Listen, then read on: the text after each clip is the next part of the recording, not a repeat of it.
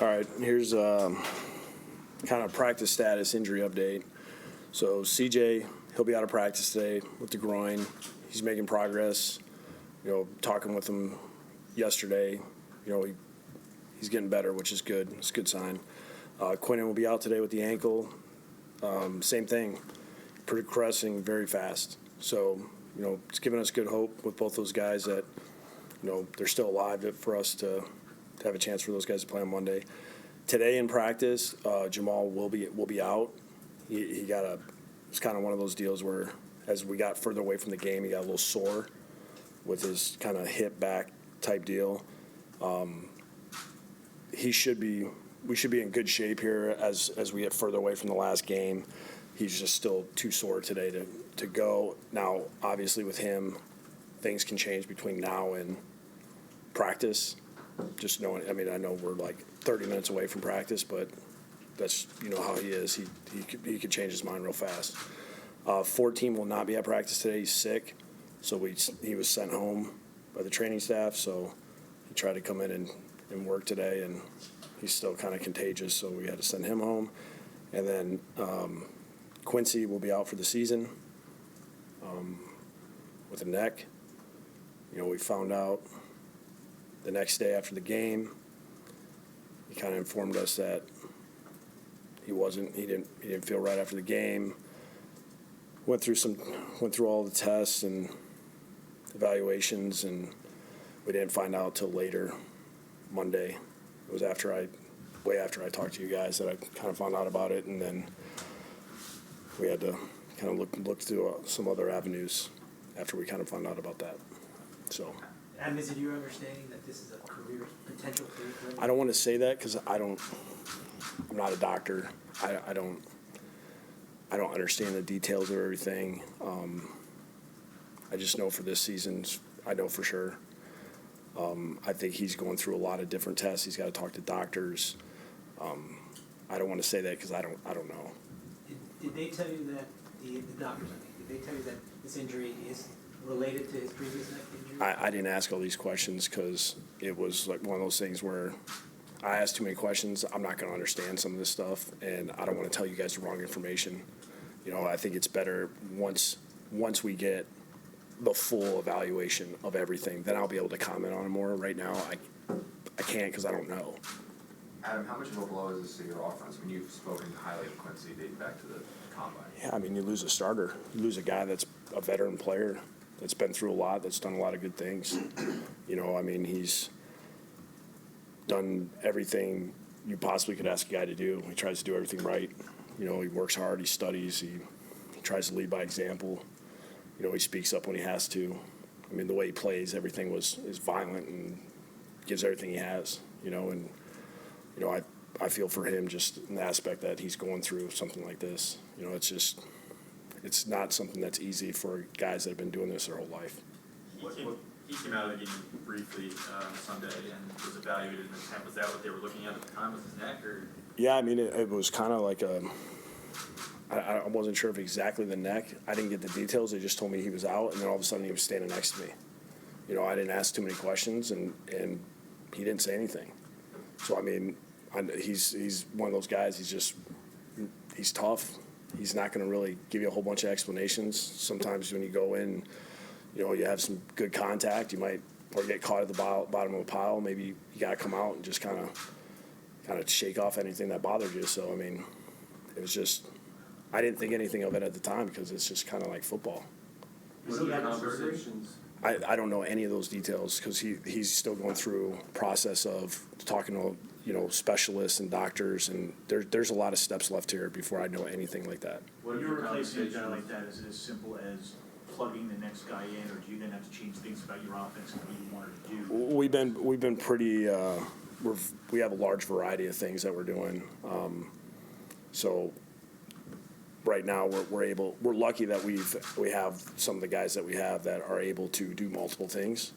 So we're able to just move some pieces around and kind of there's some certain routes that were for him that nobody else really does. He does a lot of the dirty work that nobody really notices. So, there's some of those things that we won't be able to do. What are your realistic expectations, Adam, for Demarius?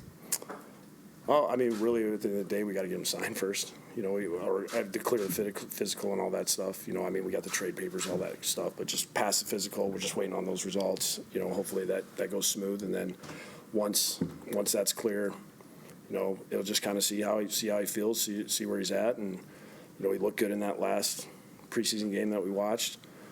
You know, he seems like he's in a good place, so. I mean, we'll just kind of see how it goes. I mean, he knows the offense. He can easily be plugged in. He still remembers everything. So. Why was he so good for you? I know he was younger. Why? Besides that, why was he so Smart, versatile, get the ball in his hands. He's a big man that could run. He's not 24 anymore. I mean, I'm not stupid in that aspect. I understand that there's an aging process here, you know, but he's still a big man that can run really well for a guy his size.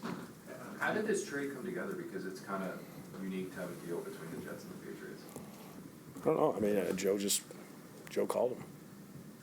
You know, I mean, we just kind of looked at it as they added another guy. They kind of had some depth, so took a shot.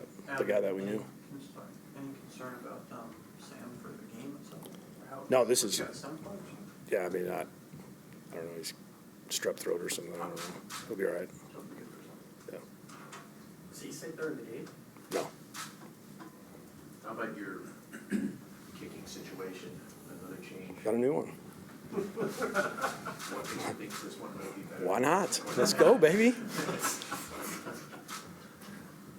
I'm thinking positive, Rich. I don't know how you, I mean, this is fourth game. I know. 31 years on the beat, man. You wanna be Debbie Downer on me? A month or so. Hey, that's NFL, babe. Not for long. So what gives you some optimism that maybe this guy's the answer? This next guy up. Made all his field goals and workout. How much leeway will you give him, Adam? I mean, look, I know that you got to deliver at that position. Yeah. But you said that Bedvick had a good week of practice. Yeah, you know, Twice, but. he did. He had a good week of practice. I was feeling good. When we left practice the last day he kicked, I was feeling good. I was like, all right, his stroke looked good, everything looked good. When I went on pregame, not so good. I did not feel so good. So how much leeway will Ficken get? I think I'm going into it with confidence that he'll do a good job and that he's the right guy for us. And, you know, I got to give him a shot. You got to give him a shot to be able to go out there and execute. I mean, that's what we're bringing him in here for. Right, you're not a kicking expert, but how much of this was your decision? You watched him, I'm assuming, during the warm-up? Yeah, I mean, I'm always going to lean on the guys that are experts in this. Like, all I can see if it goes through or not. You know, that's about my expertise on it. So, you know, I got to lean on Brandt, Hammer, the front office guys. You know, those guys that. I mean, I know front office guys aren't kicking specialists, but they've watched a lot of these guys through time, so they at least know what looks good, what sounds good, what's the right guy. So, you know, I gotta trust those guys, and you know, hope that this works out. Adam, and just kind of revisiting Monday, in your conference call, you were very candid in your criticisms of players. That's not the approach that every coach takes. Is there any concerns on your part that will chafe guys? That will. I mean, anything that I ever say publicly, I've already said privately. You know, I didn't think I was that bad, so I thought I was nice. That approach, in Miami, some guys pushed back against that. I mean, they came out. I never said anything about anybody in Miami. I got criticized for that. I was too soft. That was the criticism? Yeah. So how did you kind of take things coming in here? I probably shouldn't have had a conference call after our meeting was over. I was a little upset. On Monday, Yeah. the meeting was late. Yeah. So what was your tone in that meeting? Nicer, not as nice as I was with you guys. I mean, we were frustrated. We lost the game. Everybody was. We watched the film. Mistakes were made.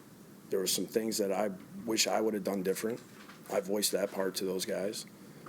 Those guys did a good job of trying to listen to what was being said,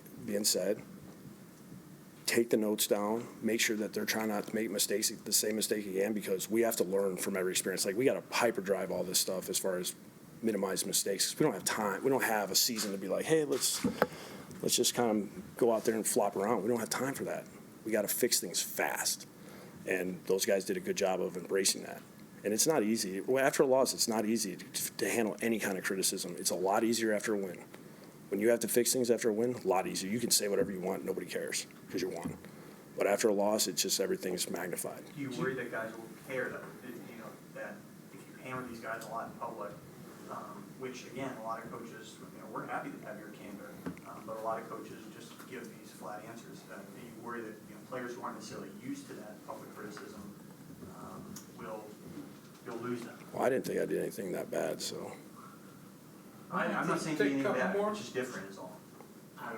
So, yeah. Are you curious how Sam kind of bounces back this week? I know you said after watching the film you didn't think it was as bad as you did initially, but Yeah, we're just going to keep progressing every week. I really see him, he's going to get better every week. The more he sees, the better it is. You know, from spring to training camp to preseason and then starting this last regular season game.